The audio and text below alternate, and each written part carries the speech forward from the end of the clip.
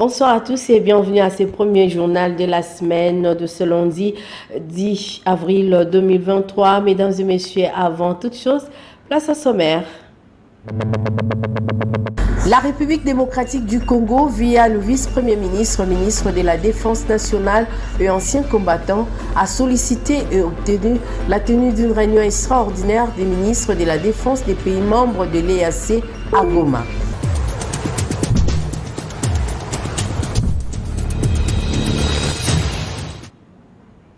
Bonsoir à tous et merci de vous joindre à nous pour vous informer.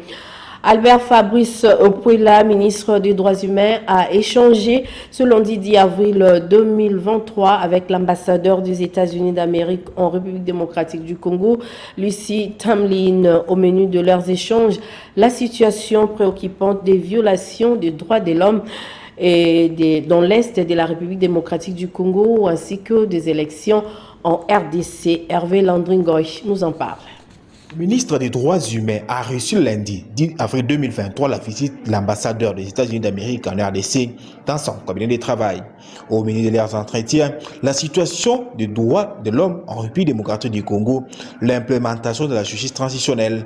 Après avoir salué les efforts affichés par le président congolais sur le respect des droits humains et félicité l'engagement du gouvernement de la République sur la protection et la promotion des droits humains en soulignant les avancées significatives dans l'implémentation de la justice transitionnelle, l'ambassadeur a tout de même révélé ses inquiétudes. Il s'agissait d'une visite de courtoisie et c'était le moment pour vraiment souligner l'importance que les États-Unis attachent à la promotion des droits de l'homme et saluer les efforts du ministre et de toute son équipe pour les efforts qu'ils ont entamés dans cette année et l'année dernière, surtout avec le passage de certaines lois, la loi contre le trafic d'êtres humains et aussi la loi protégeant les droits des communautés autochtones. Donc j'ai salué tous ces avancées. J'ai aussi affirmé la volonté des États-Unis d'accompagner le gouvernement. On a parlé un peu des élections. Nous savons que pendant l'époque des élections, parfois la situation devient un peu tendue et c'est d'ailleurs beaucoup plus important à ce moment de vraiment redoubler les efforts pour assurer la protection des droits qui sont liés aux élections libres et transparentes. Le droit de manifester, le droit d'expression, la liberté de faire les campagnes. Donc, je pense que nous sommes dans la même ligne et je suis vraiment contente de savoir toutes les activités qui ont été entamées par le ministre et son équipe. Concernant la justice transitionnelle, l'ambassadeur a promis de s'impliquer au soutien du processus actuel dans les consultations nationales pour que la mise en œuvre de la justice transitionnelle puisse garantir la fin du régime d'impunité en RDC. Quelle est la situation sécuritaire dans la partie est de la République démocratique du Congo? En effet, Jean-Pierre Bemba Gombo est intervenu lors du Conseil des ministres pour éclairer la religion de ses collègues du gouvernement Samadé. Les détails dans cet élément que nous vous proposons. Il est intervenu à la deuxième réunion du Conseil des ministres du gouvernement Sama 2. Jean-Pierre Bemba Gombo, vice-premier ministre, ministre en charge de la Défense nationale et ancien combattant, a fait le point sur la situation sécuritaire. Il a abordé les volets des opérations et les niveaux d'avancement relatifs au retrait du M23. Selon Jean-Pierre Bemba Gombo, la situation sécuritaire reste dominée par le déploiement de la force des EAC, autant que le M23 supplétif de l'armée rwandaise se retire de la partie ouest vers l'est en direction de collines de Tchanzu, Runyoni, Buguza, Musungati, Camp Commando et Bikenge. Toujours à propos de la sécurité, le vice-premier ministre, ministre de la Défense nationale et ancien combattant a planché sur la récurrence de l'activisme des terroristes ADF-MTM dans le volet opérationnel Sukola 1 au Grand Nord, Beni, Butembo jusqu'en Ituri, où l'on identifie des affrontements intercommunautaires toujours en Ituri. La présence des groupes armés à Panapale et Liwa dans la province de Tanganyika. Bemba Gombo est revenu sur la série macabre des tueries en série et des atrocités des insurgés qui, eux, se revendiquent Yaka dans l'espace Grand Bandundu avec extension jusqu'à Maluku.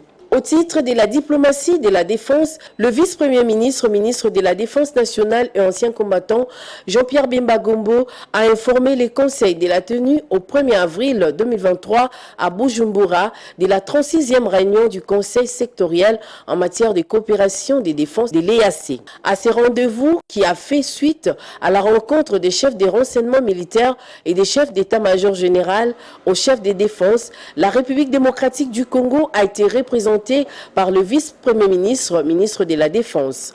Au cours de ces assises, la RDC a sollicité et obtenu la tenue d'une rencontre extraordinaire des ministres des Défenses des pays membres de l'EAC à Goma, au Nord Kivu. Cette rencontre va statuer sur l'évolution de la situation sur le terrain pour dissiper tous les malentendus et critiques contenus dans les rapports de chefs des renseignements et des chefs d'état-major général en vue de redorer l'image de la force régionale EAC et de repréciser son mandat dans l'accord sur les statuts des forces impliquées. Pendant ces temps, la Mouka se déchire. Adolphe Muzitu et Martin Fayoulou se disputent la gestion de la structure. La division est officielle et chacun ne reconnaît plus à l'autre l'appartenance à cette plateforme. Alors, comment est née cette structure et pourquoi le départ des leaders fondateurs de la Mouka? C'est un récit que nous propose Hervé Landringoy. Tout a commencé le 28 octobre 2018 en Afrique du Sud. Les 7 ténors de l'opposition, Jean-Pierre Bemba, Vital Kamerhe, Félix Tshisekedi, Freddy Matungulu, Martin Fayoulou, Moïse Katumbi, Adolphe Muzito, promettent de désigner un candidat commun de l'opposition.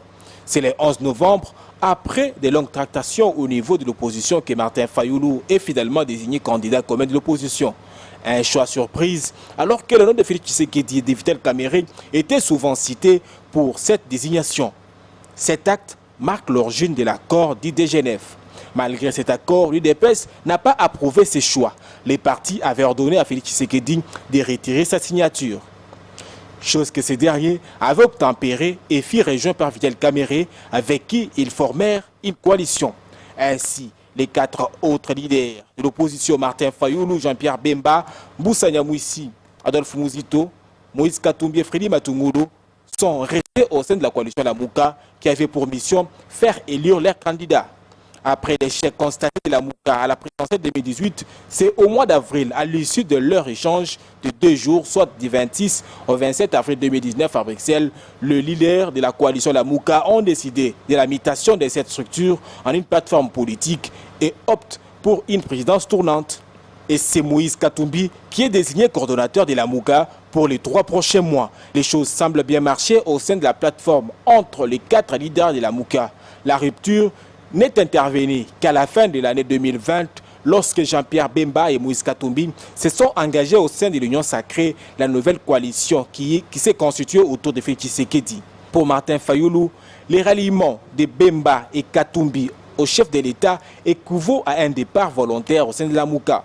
Martin Fayoulou et Adolphe Muzito décident de réformer la coalition et continuent de dénoncer l'illégitimité du pouvoir en place. Mais Moïse Katumbi et Jean-Pierre Bemba ne veulent pas l'entendre ainsi. Cela a engendré une confusion qui illustre des dissensions auxquelles La Mouka est en proie depuis l'élection de Félix Tshisekedi.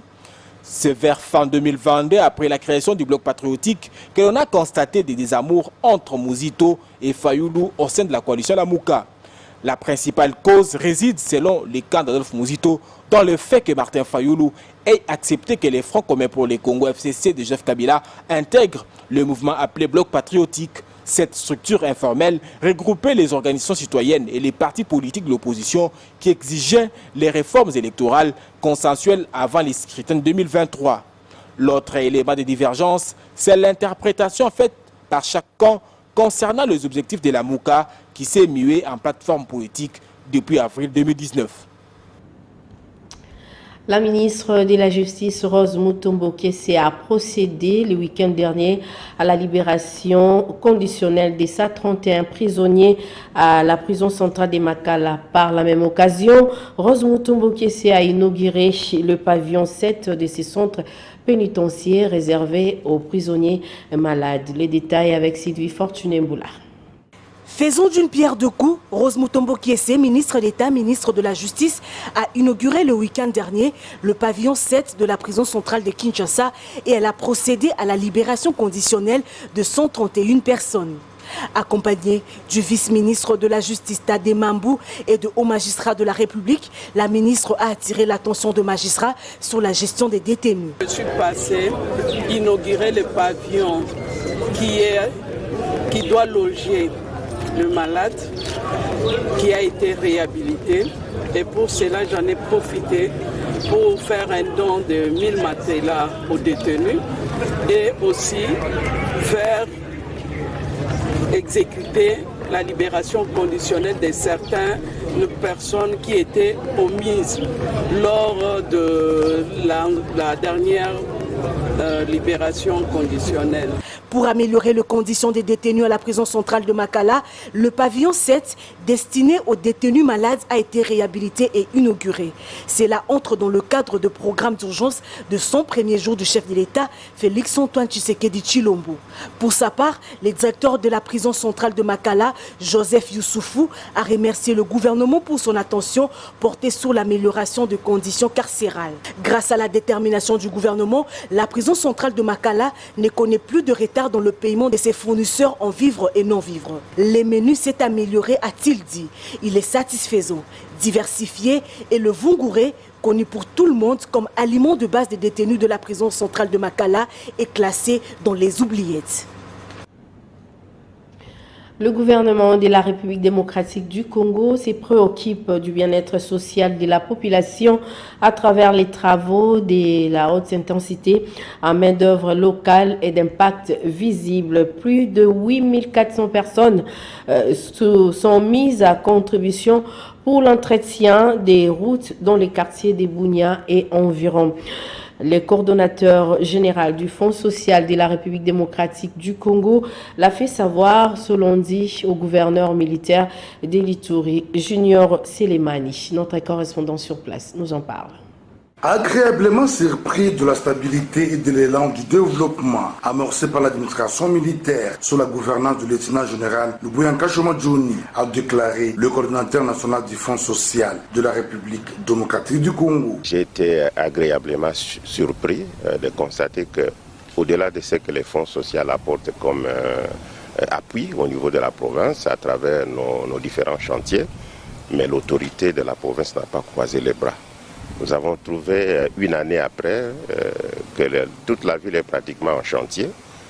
Au-delà de chantiers fonds social, mais il y a des chantiers du gouvernement, de la République à travers l'exécutif au niveau de la province, les routes qui sont construites, malgré les contextes de soi-disant de l'insécurité, mais au moins il y a un travail qui s'est fait dans cette province. En mission de redynamisation des activités du Fonds social à Bunia, M. Rifin Bolongo a également félicité le travail abattu par les autorités militaires à côté de cette structure de la présidence de la République qui milite pour le bien-être social. C'est des mots de félicitations que je réitère encore à l'endroit des autorités, parce que nous avons vu quand même la différence, bien que nous parlons de l'état de siège avec des autorités militaires, mais en tout cas du point de vue travail de développement, en tout cas c'est à féliciter. À féliciter parce qu'on a vu la différence entre ce qui était là comme autorité civile et aujourd'hui les autorités militaires, en tout cas, ils font un travail de qualité. En ville de Bunia, chef-lieu de la province de l'Ituri, plus de 8400 personnes, femmes, jeunes et vieux, sont très engagées dans la construction, l'assainissement, l'entretien de routes. Ceci s'inscrit dans le cadre de réduire la pauvreté et améliorer les conditions socio-économiques des populations vulnérables. Rappelons que, depuis l'avènement de l'état de siège, le chef de l'État et commandant suprême de FARDC, Félix-Antoine Tshisekedi Tshilombo, met le bouchée double pour le retour de la paix et le développement à travers le PDL, 145 territoires et d'autres projets d'impact rapide, notamment la modernisation de la voirie urbaine, la construction d'une université moderne ainsi que la réhabilitation des réseaux routiers de la province. Le programme de désarmement, démobilisation, relèvement communautaire et stabilisation PDRCS sera lancé d'ici peu en Ituri. Le site de transit de désarmement de Diango situé dans la périphérie de la ville de Bunia est presque fin prêt. C'est ce que nous dit Junior Selemani.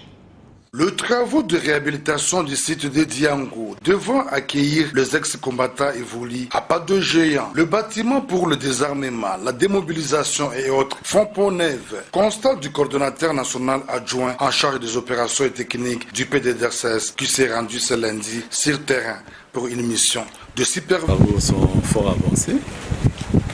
Il nous reste quelques petits détails à régler, notamment en termes de literie. Il faudra équiper les différents hangars qui vont servir d'hébergement aux ex-combattants. Il faut les équiper en matelas, en lit et en tout accessoire de literie. Occasion pour le colonel magistrat Egide Bossali d'appeler les groupes armés à se préparer pour adhérer à ce processus de paix. C'est depuis 2019 que le chef de l'État leur a lancé l'invitation de revenir à des bons sentiments, revenir au sentiment de paix, de cohésion, d'unité. Bon, c'est tout ce que nous continuons à faire en termes de sensibilisation, leur dire qu'il y a un temps pour faire la guerre, mais il y a un temps aussi pour faire la paix. Et ceux qui font la paix sont appelés fils des dieux. J'espère que ce message de paix, de cohésion, d'harmonie pourra leur parvenir pour qu'ils comprennent que la province a des défis énormes de développement et les temps qu'on s'est tiré dessus, qu'on s'est rentré dedans, je crois que ce temps est arrivé à terme pour privilégier la paix.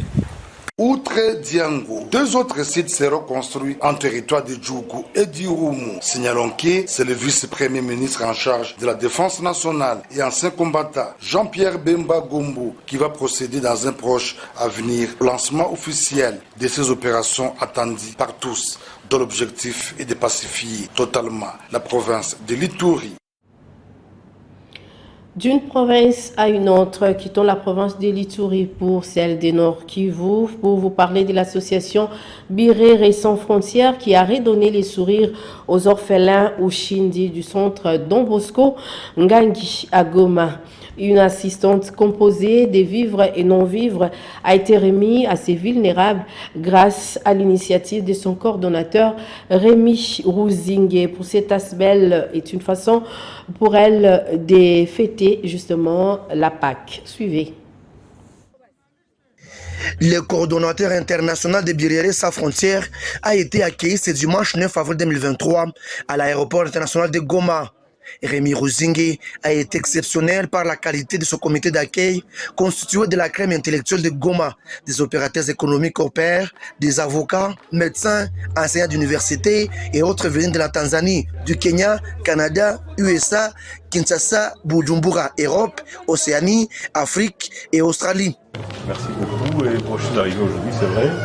Le premier objet de ma mission, c'était venir assister nos enfants, nos vieillards. Le coordonnateur de Birere Sans Frontières a eu des mots justes pour exprimer sa gratitude et considération envers les tiens qui l'ont accompagné tour à tour pour s'enrôler afin d'accomplir ses devoirs civiques et citoyens dans le but d'être porte-étendard de ses frères et sœurs de Birere, puis ils ont fini leur course à l'orphelinat Don Bosco Ngangi où ils ont eu comme d'habitude l'honneur et le plaisir d'aller assister les nourrissons abandonnés par leurs parents et bénéficiant l'encadrement de sœurs catholiques. Asante sana, tunashukuru. Voilà. Karibu nyumbani. Asante. Kutoka Ushindi, Maison Ushindi. Tunashukuru sana. Dans l'âge baissière, des vivres et non-vivres composés de riz, d'haricots, de lait, des habits, des savons, des sels de table au profit de ces vulnérables. Tous ces actes posés est une routine pour ces notables et fils de Birere avec frères et sœurs du même quartier d'enfance dans le but de se rendre utile à leur communauté de Nord Kivu en général et de la ville de Goma en particulier. C'est de d'abord savoir servir et non pas saupoudrer ou faire des actions politiques. Il faut d'abord se demander ce que je fais, ça aide en quoi. J'apporte quel est ce plus-là que j'apporte à quelqu'un. Et non pas dire voilà. après l'orphelinat, les membres de Birere Sans Frontières, avec leur coordonnateur international Rémi Ruzingi, iront visiter des malades dans des hôpitaux, leur déposer quelques cadeaux et par la suite payer leurs factures qui souffrent par l'insolvabilité au niveau de cette formation sanitaire. Ne vous contentez pas seulement à faire des fêtes chez vous, dans vos maisons, dans vos châteaux. Pensez aux enfants qui sont ici. Complétons ce journal par des journaux parus ce lundi 10 avril 2023 dans la ville de Kinshasa, dans une sélection et un commentaire de Patrick Polidon Gaziami. Revue de presse.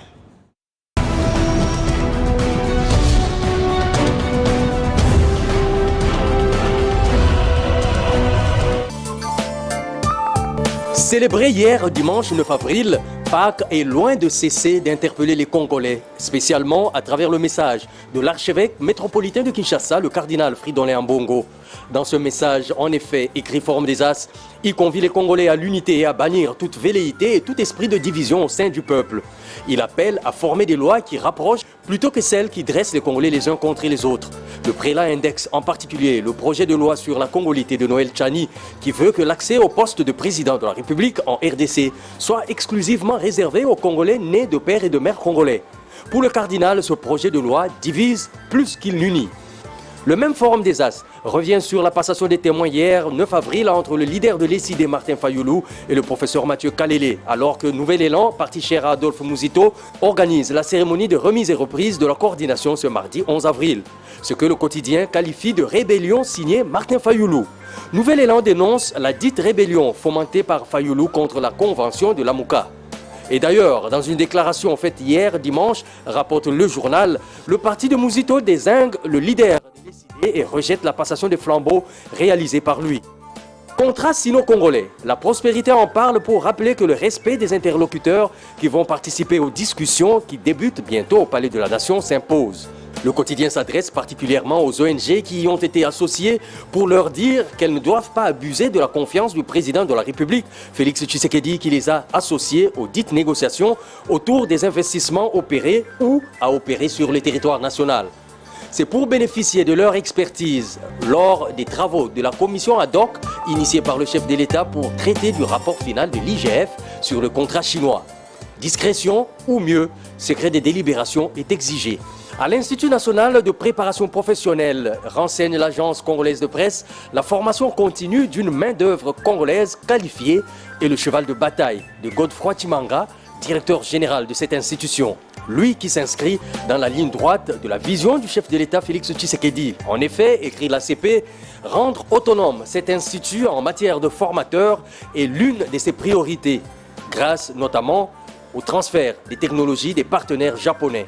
Pour Godefroy Chimanga, l'INPP doit produire le capital humain adapté aux emplois et compétences susceptibles d'accompagner la vision du président de la République, Félix-Antoine Tshisekedi Tshilombo. Pour terminer, Africa News, de son côté, revient sur le rapport de l'IGF sur le contrat chinois pour annoncer le transfert samedi 8 avril à la prison de Makala de deux anciens directeurs généraux de l'Agence congolaise des grands travaux, ACGT. Il s'agit de Roger Boussima et Médard Ilunga. Le parquet général près la cour d'appel de Kinshasa-Gombe a mis la main sur eux, tous deux présumés impliqués dans la surfacturation des marchés d'infrastructures réalisés en exécution du contrat chinois. Bonsoir.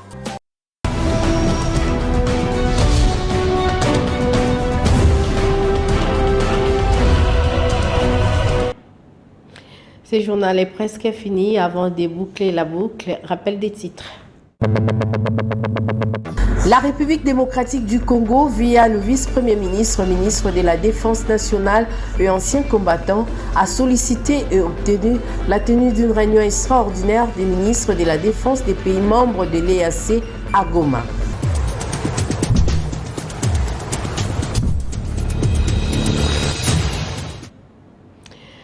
On a dit proposé à quoi au chef d'édition Patrick Borel Mukendi qui a coordonné ces journaux. Je vous dis merci de l'avoir suivi. Le prochain rendez-vous pour les informations demain, 7, 10 et 12 heures. Julia Kamonia sera là pour vous informer. À 16 heures, Patricia Mwami sera là pour le compte du journal en lingala. Quant à moi, je vous retrouve à 19 heures pour le compte de la grande édition du journal télévisé. D'ici là, portez-vous bien et surtout que la paix du Christ soit dans vos familles. Bonne fête des Pâques.